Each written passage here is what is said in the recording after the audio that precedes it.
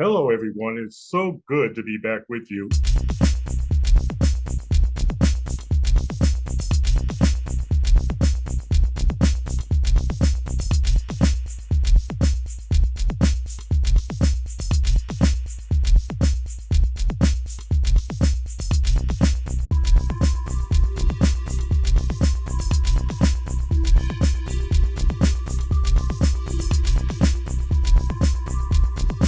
It's been a couple of weeks since I put up a new episode. And for those of you who follow the podcast, you know that the reason for that is because I've just published my memoir. It is called Dead Windows, and I've been very busy talking with libraries, setting up book readings, talking to bookstores, and learning how I get my books on the shelves. And that's why my guests today are so important. My guests are Karen Smith and Derek Tompkins, and they are the owners of Kindred Thoughts. It is the only Black-owned bookstore in Bridgeport. In fact, I think it's the only Black bookstore maybe in the state of Connecticut. But what makes this so good is because of the way they started out. And, well, I'm gonna let them tell you, but I'm just so happy that we have this service here in Bridgeport, because let's face it, it is critical that young Blacks learn about their not only their heritage, but that they too can become writers. They too can see their names up on the spine of a book and up on a bookshelf. So without further ado, let me just get them on here because I'm really excited that they're here. So please welcome Karen and Derek, and let's hear what they have to say. Hi, I'm Karen Smith. I am co-owner of Kindred Thoughts Bookstore located in Bridgeport, Connecticut. And my name is Derek Tompkins, also co-owner of Kindred Thoughts, and glad to be here. Well, thank you very much. Thank you very much for coming on the show. I have to be frank. I did not know you guys existed. And the day I found out, I actually went online and filled out your email to send your request to come on the show. Because obviously, as a former editor, columnist, the written word is very important to me. And I love the fact that we have a Black-owned bookstore. Cameron, tell us how important that is to have a bookstore in a predominantly urban area where many minorities live. It's very important. Derek and I had identified the lack of a bookstore as one of the things that we had aspired to do. We both have been lifelong residents of Bridgeport, and we were here in a time where there was previously a Black-owned bookstore. There was a focus on Black books. When you walked in, it was an Afrocentric store. You saw things that you either recognized from your own home, or you saw things that were new to you and that piqued your interest because they were of the African diaspora. And of course, there were the books. And so I, at that point, fell in love with books. And I fell in love with Black books. And I personally had developed the interest of having a Black bookstore. So when the opportunity presented itself, it was certainly something that I wanted to do and I thought would be great for the city of Bridgeport. Not only are we a Black bookstore, but we're also Bridgeport's only bookstore. And I think yes, there is a Bible-based bookstore in Bridgeport, but technically as a full-service bookstore, we are Bridgeport's only bookstore. And the city is just too big not to have a bookstore. Absolutely. Books are too important for the city not to have a bookstore. Now, how long have you guys been around? Going on 2 years now. Yeah, I think in January will be our second year. Yeah. And you've recently moved, correct? Correct. Well, we started out, well, if you let me, I'll tell you how we started out. It was actually a bookstore, a book club. We started during the pandemic in 2021. We started out as a book club. As Karen mentioned, we both had this love for books, and from that it evolved into an online bookstore. And well, just to make it official, we said, well, let's put some brick and mortar to it. And we started out in the Innovation Center in Connecticut Avenue on the east end of Bridgeport. We were there almost a year. And then we knew that we had to get downtown. And so now we are in the downtown Bridgeport arcade, where we're able to be more accessible to everyone. Right. And visible. Yes, that's important. Yeah, I'm wondering how many other people don't know. I consider myself pretty much up on things, and so I mean, when Charles Morgan, and he is the person who turned me on to you, when he told me, he said, you must get your book into Kendra's Thoughts. And so I said, what's that? He said, it's the Black bookstore in Bridgeport. I said, I had no idea there was a Black bookstore in Bridgeport. So how are people responding to you? We've had a great response, and you're right. Some people don't know that we're here. I think primarily because we launched during the time of the pandemic. And so even once we went into, a brick and mortar location, we were still during the time of the pandemic. We were in a smaller space, and for safety's sake, we just didn't hold a lot of events because we didn't have the capacity, room wise, square footage wise, to host a lot of people. So we had primarily been in online business. And so you kind of had to find us online. Then we also, in addition to moving into the store, we did some local events. And that's where we really said we need to be somewhere, because people saw the books on the table and they were like, well, where can I find you after today? It was at that point that Derek and I said, okay, yeah, I think we got something here and we need to get into a space. So we've been in this location since October 1st. So literally about 3 weeks. We have had customers come through the doors every day, but most of them are new. And we think that's great because we do have an online following. So to get new customers that are just passerbyers lets us know that A, we made the right decision in moving downtown, but B, that will expose more people to the store. Now, I just wanted to add that our faithful customers that followed us over here, they also enjoyed our new space because they felt that. And one thing about our old space, people always commented that it was comfortable, warm, and they love that type of intimacy, and they found it again here. So that's an important piece that we brought with us here. Yeah. Oh yeah, absolutely, because books kind of give you that, you always feel you want to be somewhere warm and cozy and set up with a book and so forth. So I'm assuming that the store has to have that same kind of vibe. Now, are there particular books that people are looking for? Do they lean more toward Black fiction, Black nonfiction? Are they more interested in historical events with Black? So what are people looking for, you find, when they come to your store? I would say it runs the gamut, really. Whereas we thought we could kind of predict what people were looking for, and we kind of tailored our buying based upon certain demographics. Surprisingly, most of our customers are not Black. I'm not surprised. I'm not surprised at all. And that's okay, right? I think with the unfortunate incidents with George Floyd and everyone else, you have a lot of allies that are looking to learn more about Black culture, and they know that they can get that through books. And so most of our books have been from an allyship perspective. So how to be anti-racist and those thematic type of books.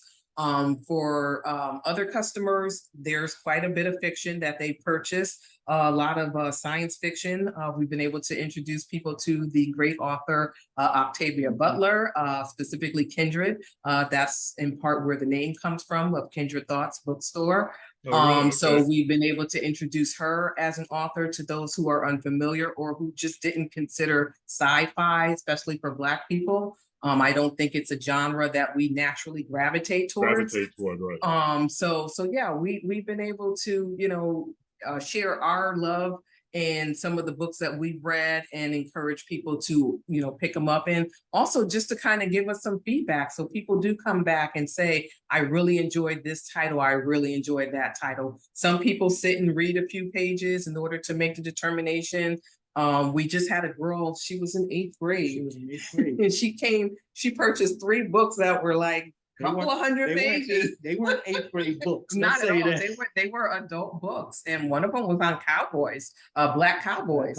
And so, from a historical perspective, and we didn't question. We were just glad, not that she bought, but that she bought something that would provide her with some history of who we were as a people. And so, yeah, it runs the gamut. It runs the gamut. And that's one thing that I can say that at least I enjoy is when we do get people in here, regardless of who they are, is watching them go through so much. And those that look like us, they get to see themselves in other genres, other type settings. They get to explore, really. And that's the good feeling.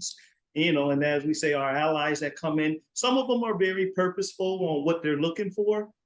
But even, if they can't find it, the beauty of it, we can get it. We can get it for them. We get a lot of people who will purchase online, pick up in store. And so the books that they purchase online, again, could be anything.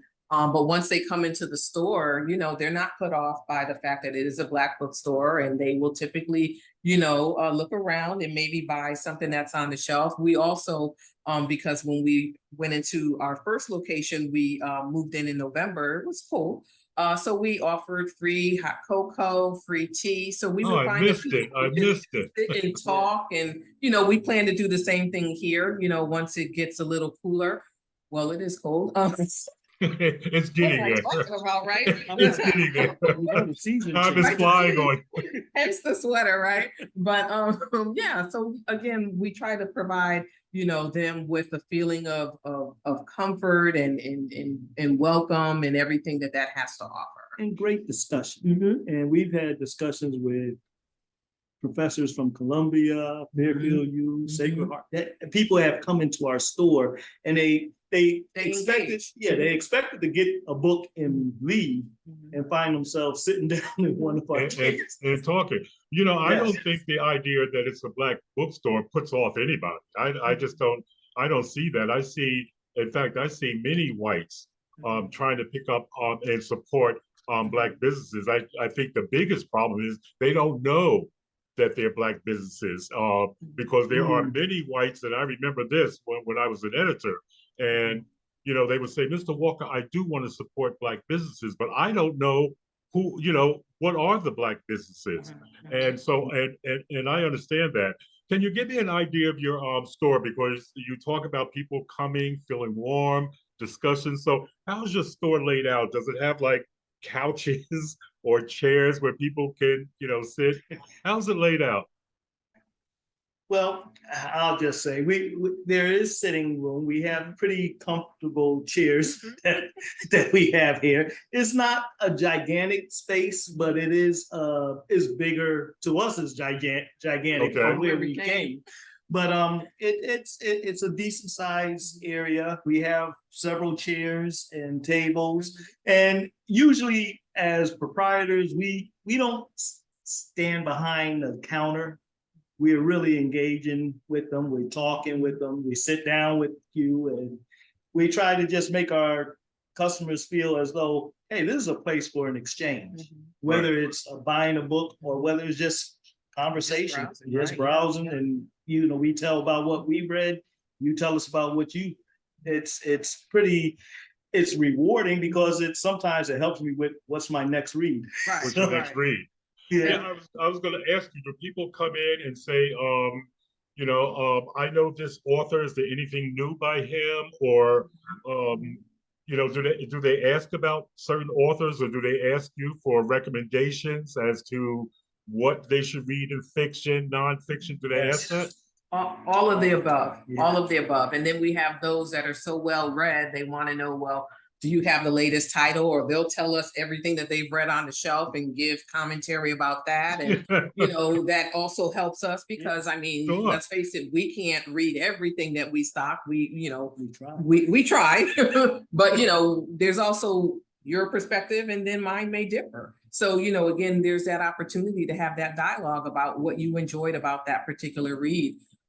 So yeah, again, it varies. Some people, as Derek said, come in, they're very intentional about what they want, the genre, the author, etc. And then there are those that are just open to, well, I normally read this genre, but I'm open to this one. So This one. again, some of it is just being knowledgeable and also being a good salesperson. A And good we try to salesperson. be And less salesperson and more knowledgeable. yeah, Right. I think salesperson probably is the wrong word. You're just friendly.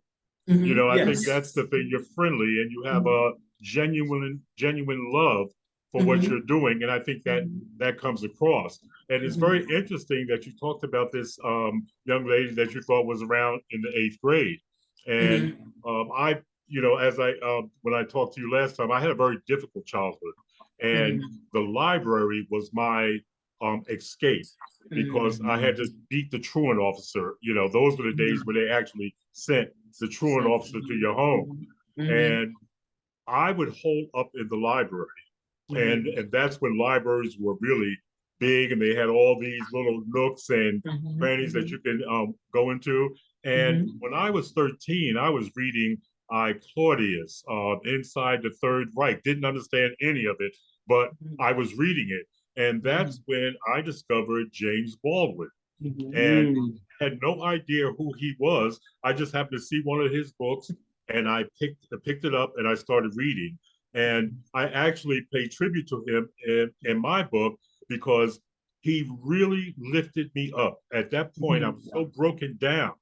And I started reading him, and his words were so, I had never read anyone who had language skills Mhm. like this man. He just could flat out, you were right there. You were right on Beale Street. You were right in Giovanni's room. I mean, you were, you were there. And so I'm wondering, how do you get young people involved in reading? How do you do that? Well, that's that's a great Particularly question. now when reading Um, scores are so down, and it's so critical Right. that we get books into these kids. Right. So it's interesting because one of the things that we long to do and having a bookstore was to have in-store events, especially once we got into a store. Well, let's say back it up, just to say once we made the decision to have a store, we wanted to be able to host events. Unfortunately, like I said, the first space didn't allow that, but now we are able to do that. And we have two programs that we've launched with. One of them is story time. So that is for young people ages 4 to 9. And we had our first story time reading this past Saturday. So it'll be the fourth Saturday of every month. We'll read a book to the children, and then we'll have little dialogue of what they enjoyed about the book, and so on and so forth.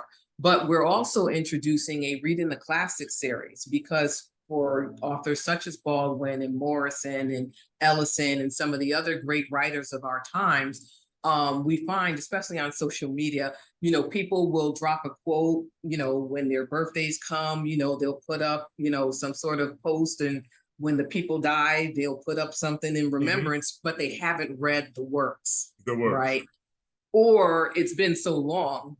We're going to take a quick break and we'll get back to the conversation in a minute. But I just want to take time to remind folks that my book, Dead Windows, is available through Amazon. You can buy the ebook, the paperback, and or the hardcover. I think it's a good read. I think you'll enjoy reading it. Also, if you like our content here, hit that subscribe button, like and share our videos. We will surely appreciate it and help us grow. Okay, let's get back to the conversation. I tell the story. I read Ralph Ellison's Invisible Invisible Man in my teenage years. Didn't grasp it at all. And I have the book, not from when I purchased as youth, but over the years, but never, broached it again because I felt like, oh, this is a little too intimidating for me. So with the Reading the Classic series, it will enable us to have, we have a very smart person in the form of Derek's wife, my cousin, Michelle Blacksmith Tompkins, who's going to discuss the book and provide a bibliography and just kind of walk us through the whole concept of the book. So we're starting off the series with The Fire Next Time by James Baldwin. Okay. And then once a quarter, we'll have other classic reads. So again, in programming like that, it helps to introduce people to what some may say are some of the challenging works, just because of the language, and because of the times in which they wrote, and that it's, kind of foreign to where we are today and even the language that we use today. So you need that bridge. You need someone that's going to help to introduce you to that. And so with the Reading the Classic series, that will do that. And we're hoping that, through, posting with social media and other forms of marketing, that will get people to come in, and that they'll learn about the authors with the now I'm getting my words crossed. And you'll edit that out right now. Side joke. No, this is real talk. It's okay. It's okay. But right. But I get these little tongue twisters there. But you're not the only one. Yes. And once they also come in, and that's the beauty again of having in-person events, that they'll see what's on the shelf. And if this piqued their interest, then they'll see something else that may pique their interest and they'll buy other books. And I have to say, and some of the young people that do come in the store, they come in usually with a question, because they're usually at a point where they want to understand what's this about, what's this part about social justice, what's this. I need something to help me understand. I'm getting into conversations and I want to be more knowledgeable. So it does allow us to give them some type of tour through what's available and let them understand some of the great writings that are out there. When you talked about James Baldwin, which, I rediscovered him myself, because when I read Baldwin's work as a young man, I mean, it affected me, but today, just looking at how much he could see, it was almost like prophetic. Believe it. And yet he's getting a resurgence. Now people see him different. And I think the important part is we evolved as a society where the stuff that kept him from being as on top no longer is the thing that stops people from digging deeper in him. Well, he's definitely beyond a shadow of a doubt considered one of our greatest writers, without a doubt. I found some of our other Black authors, some of them are a little difficult for me to read, but not Baldwin. I can read everything by Baldwin because he tells such a great story. He really tells such a great story. Let me ask you a question, because you say that you have some young people coming in. Yes. How do you widen that?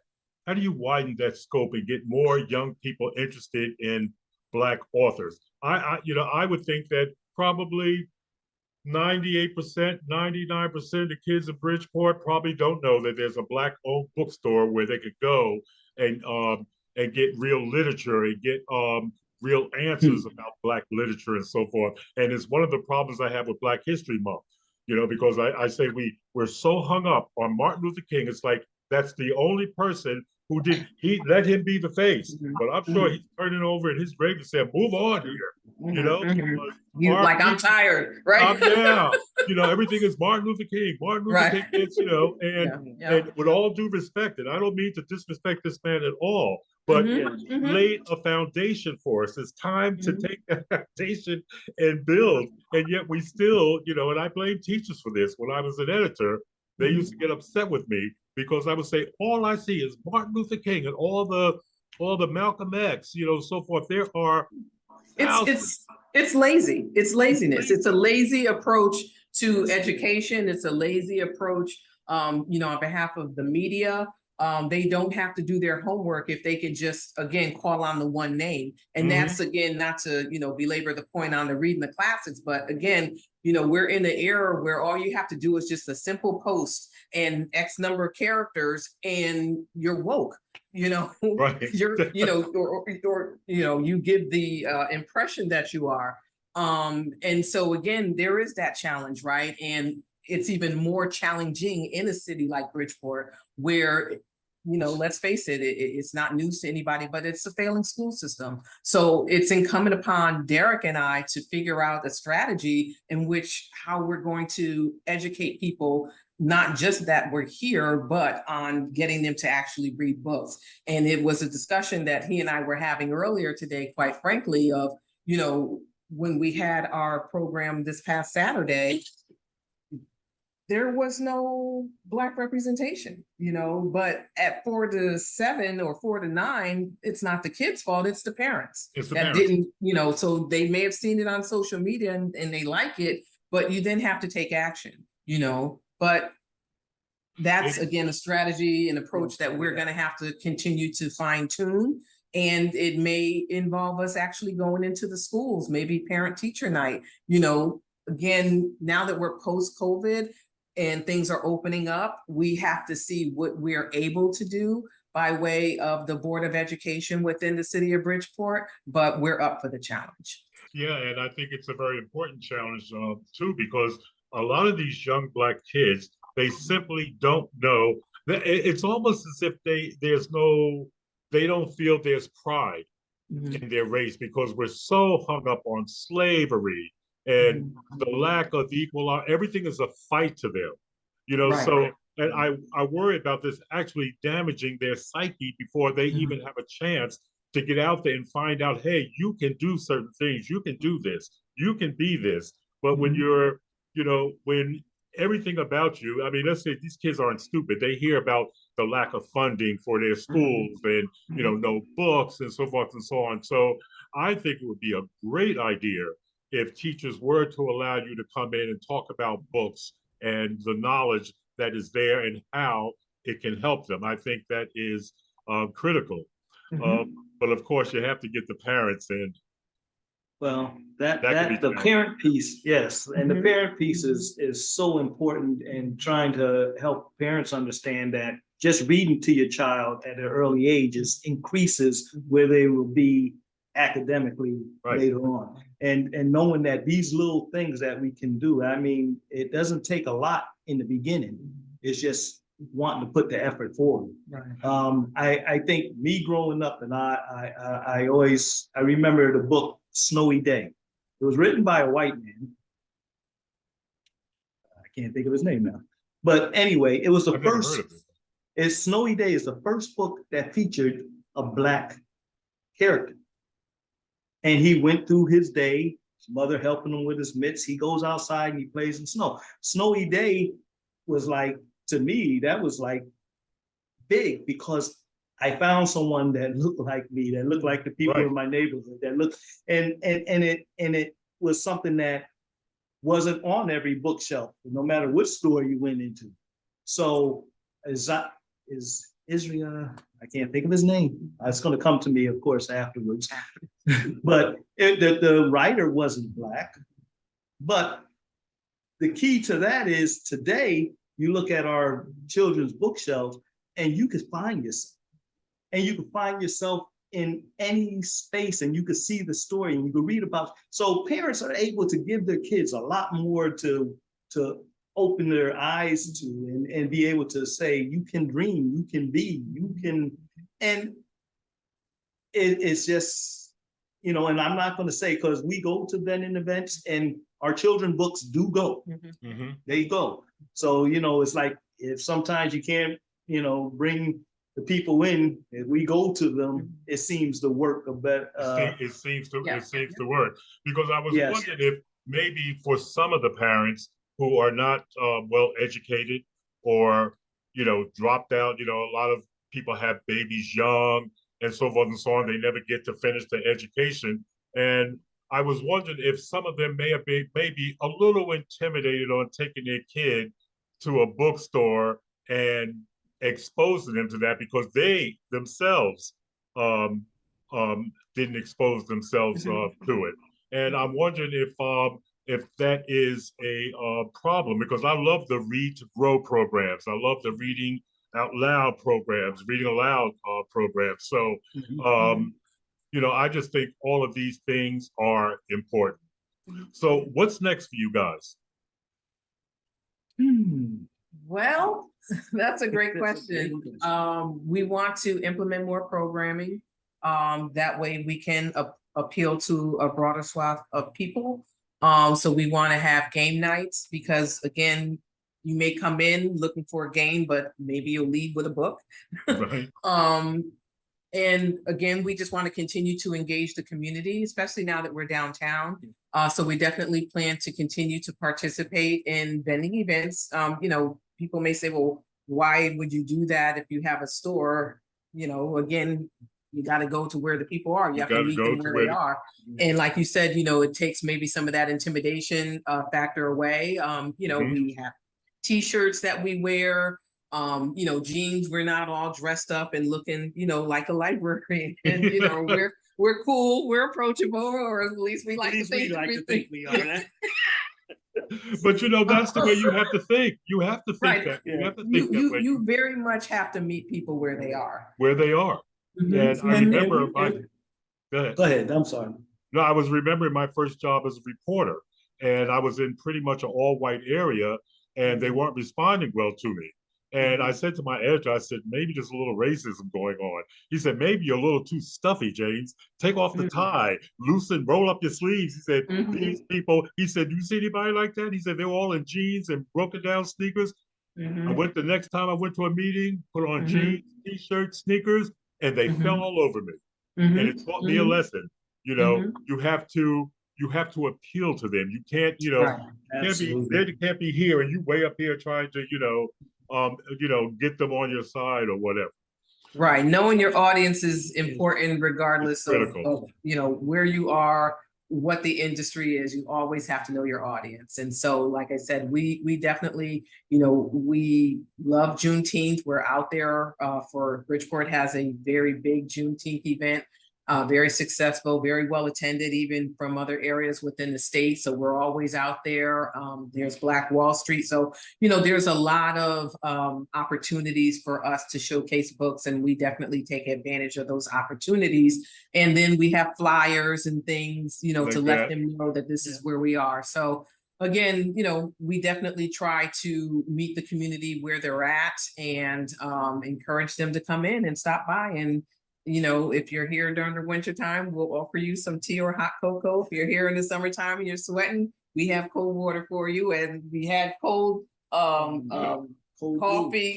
Yeah, we had the whole 9 during the summertime. So, we want to engage people. We don't just want to sell them a book. We want to engage people. We want to make sure that they have an interest in what they buy. Don't just buy from us because we're a Black bookstore. Right. We do appreciate it, but we want you to read the book. We want you to get the value of having read that book and whatever that value is by way of what's between those pages. And for us to read, we ask people if they read a book, especially books that we haven't gotten around to. We always want their feedback, because we had one young man who actually was writing us a little synopsis of a book called Black Boy Joy. Yep.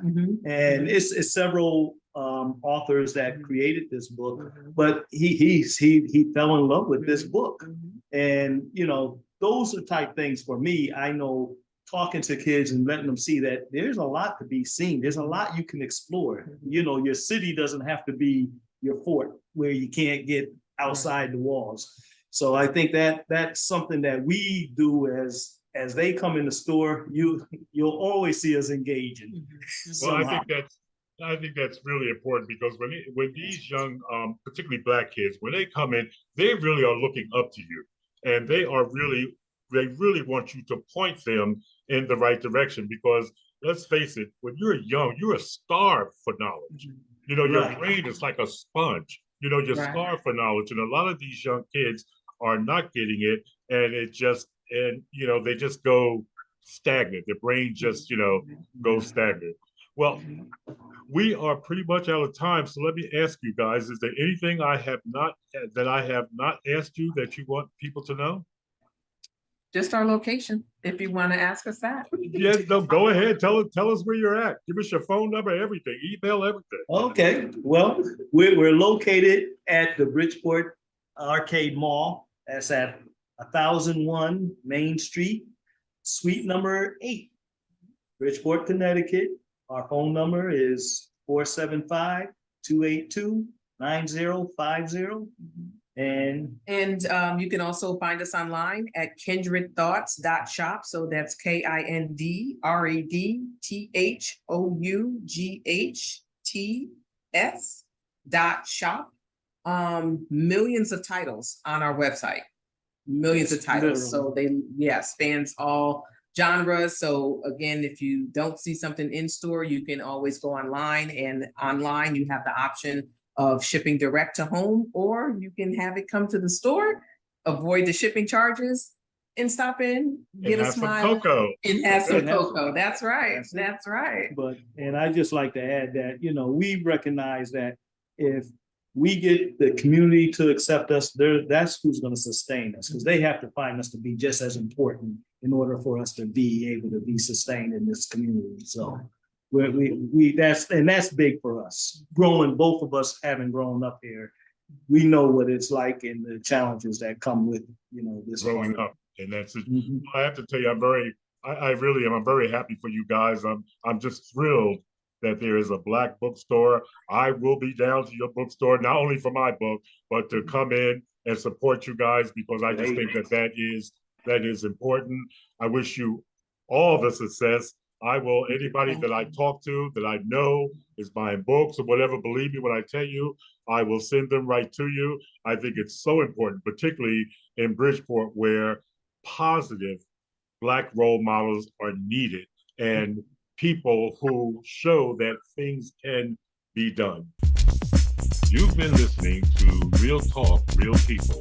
If you would like to be on the show, if you have an idea for the show, give us a call at 203-605-1859 or drop us an email at realtalkrealpeoplect@gmail.com. You folks have a good week, and we'll talk again next week.